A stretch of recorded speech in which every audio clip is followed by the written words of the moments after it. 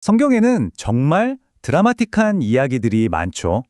오늘은 그중에서도 기쁨이 한순간에 공포로 뒤바뀌는 사무엘상에 나오는 아주 강렬한 한 장면에 대해 깊이 들어가 보려고 합니다. 자, 그럼 이 강렬한 이야기를 어떤 순서로 살펴볼지 먼저 한번 짚어볼게요. 첫째, 기쁨의 귀환. 둘째, 충격적인 형벌. 셋째, 만질 수 없는 임재. 넷째, 영원한 경고. 그리고 마지막으로 이 이야기가 오늘 우리에게 어떤 의미인지까지 나눠보겠습니다. 이야기는요, 정말 순수한 기쁨과 안도의 한숨으로 시작됩니다. 이스라엘 백성들에게 정말 특별한 순간이었죠. 한번 상상해 보세요. 무려 7달 동안 적진에 빼앗겨 있었거든요. 바로 그 하나님의 임재의 상징인 언약궤가 드디어 이스라엘 땅으로 돌아오는 겁니다. 정말 감격적인 순간이었겠죠. 성경 기록을 보면요, 벳세메스 사람들이 밭에서 한창 밀을 베고 있었어요. 그런데 저 멀리서 언약궤가 오는 걸 본 거예요. 그 순간 일이 손에 잡혔을까요? 아니죠. 모두가 일을 멈추고 정말 기뻐서 어쩔 줄 몰라 했다고 합니다. 그야말로 거대한 축제가 시작된 거죠. 그들은 그냥 기뻐하기만 한 게 아니에요. 바로 행동으로 옮깁니다. 먼저 언약궤가 돌아온 걸 환호하고 축하하고요. 언약궤를 싣고 온 나무 수레 있죠? 그걸 쪼개서 땔감으로 써버려요. 그리고 그 수레를 끌고 온 암소 2마리를 하나님께 번제물로 바칩니다. 일종의 회개와 감사의 제사를 즉석에서 드린 거죠. 정말 헌신적인 모습입니다.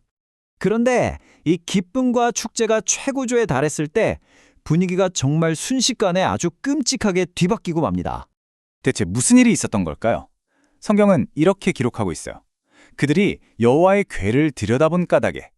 이게 그냥 단순한 호기심이었을까요? 아니면 에이 괜찮겠지 하는 안일함이었을까요? 어쨌든 그들은 절대로 해서는 안 될 금지된 행동을 하고 만 겁니다. 그리고 그 대가는 정말 끔찍했습니다. 무려 70명의 사람들이 그 자리에서 목숨을 잃습니다. 방금 전까지 환호성으로 가득했던 그곳이 순식간에 깊은 슬픔과 통곡의 장소로 변해버린 거죠. 아니 도대체 어떻게 이럴 수가 있죠? 기쁨으로 가득했던 재회의 순간이 어떻게 이렇게 끔찍한 비극으로 끝날 수 있었을까요? 이게 바로 이 이야기의 핵심 질문입니다.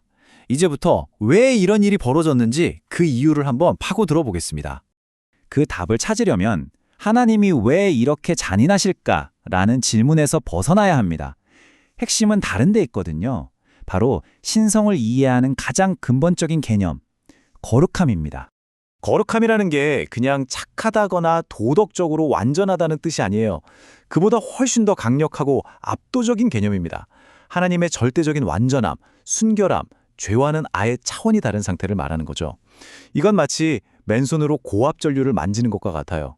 전류 자체가 악해서가 아니라 너무 강력해서 연약한 인간이 감당할 수 없는 거죠. 하나님의 거룩함이 바로 그런 겁니다. 그리고 사실 이런 비극은 예고된 것이나 다름없었어요. 하나님은 이미 아주 구체적이고 명백한 경고를 하셨거든요. 예를 들어 오직 정해진 제사장만이 성물을 만질 수 있었고 성물을 옮길 때는 반드시 완전히 덮어야 했어요. 그리고 경고는 아주 섬뜩할 정도로 분명했습니다. 성물을 만지지 마라. 그러면 죽을 것이다. 또 잠깐이라도 들여다보지 마라. 그러면 죽을 것이다. 정말 명확하죠? 그러니까 이게 그냥 변덕스러운 분노가 아니었던 거예요. 이건 자연스러운 결과였습니다. 하나님의 근본적이고 절대적인 속성, 그 거룩함을 침범했을 때 일어나는 필연적인 결과였던 거죠. 이 법은 사실 하나님뿐만 아니라 연약한 인간을 보호하기 위한 안전장치이기도 했습니다. 이사야서에 나오는 이 장면을 보면 이게 얼마나 대단한 건지 알 수 있어요. 하나님의 보좌 주위에 있는 스랍, 그러니까 천사들조차 거룩하다, 거룩하다, 거룩하다 외치면서 날개로 자기 얼굴을 가립니다. 왜요? 하나님의 그 영광스러운 거룩함을 감히 직접 쳐다볼 수조차 없기 때문이에요. 천사들도 이런데 하물며 인간은 어떻겠습니까? 자, 여기서 중요한 점은 이 거룩함에 대한 경고가 그냥 구약시대의 옛날 이야기로 끝나지 않는다는 겁니다. 이 원리는 시간을 뛰어넘어 신약시대까지 그리고 오늘날까지도 이어지는 아주 중요한 메시지를 담고 있습니다.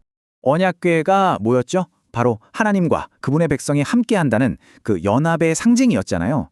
이 신성한 연합이라는 주제가 놀랍게도 신약에서 아주 비슷한 형태로 다시 등장합니다. 자, 이 표를 한번 보세요. 정말 놀랍지 않나요? 왼쪽은 벳세메스, 오른쪽은 신약의 고린도 교회입니다. 벳세메스 사람들은 언약궤를 들여다봤고 고린도 교회 사람들은 성찬에 합당하지 않게 참여했어요. 행동은 다르지만 본질은 똑같죠. 하나님의 거룩한 임재, 그 신성한 연합을 아주 가볍고 불경하게 대했다는 겁니다. 그리고 그 결과요? 양쪽 모두에게 죽음이라는 끔찍한 결과가 따랐습니다. 이게 바로 사도 바울이 고린도 교회에 보낸 편지에 나오는 구절입니다. 여기서 잠자는 자라는 건 죽은 사람들을 의미해요. 바울은 분명하게 경고하고 있는 겁니다. 여러분들이 성찬을 함부로 대하기 때문에 지금 여러분 공동체에 아픈 사람, 약한 사람, 심지어 죽는 사람까지 생겨나고 있다고요. 정말 무서운 경고죠. 그러니까 보세요. 메시지는 구약이나 신약이나 똑같습니다. 시대가 바뀌었다고 하나님의 본질이 바뀌는 게 아니라는 거죠. 신성한 것을 평범하게, 거룩한 것을 속된 것으로 취급하는 건 정말 심각한 문제라는 이 메시지는 성경 전체를 통해 일관되게 흐르고 있습니다. 자, 그럼 이제 가장 중요한 질문으로 넘어가 보죠. 수천 년 전의 이 고대 이야기가 21세기를 살아가는 우리에게 대체 무슨 의미가 있을까요? 이 강력한 교훈을 한번 우리 삶으로 가져와 봅시다.